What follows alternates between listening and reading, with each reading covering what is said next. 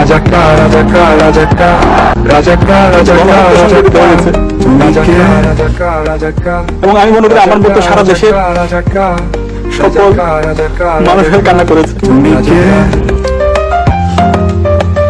আমাদের যারা শহীদ হয়েছে তারাই আমাদের আশার বাতিঘর।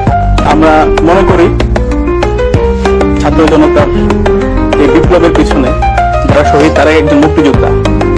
24 সালে তারাই একজন মুক্তিযোদ্ধা। আমরা তাদেরকে রাষ্ট্রীয় সম্মাননা দিব ইনশাআল্লাহ। রাজাকা রাজাকা রাজাকা রাজাকা রাজাকা রাজাকা রাজাকা রাজাকা রাজাকা রাজাকা রাজাকা রাজাকা রাজাকা রাজাকা রাজাকা। আমি ইসলামী ছাত্র শিবির ঢাকা বিশ্ববিদ্যালয় শাখার সভাপতি।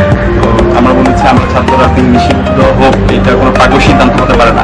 রাজাকা রাজাকা রাজাকা রাজাকা রাজাকা রাজাকা রাজাকা রাজাকা রাজাকা রাজাকা রাজাকা রাজাকা রাজাকা।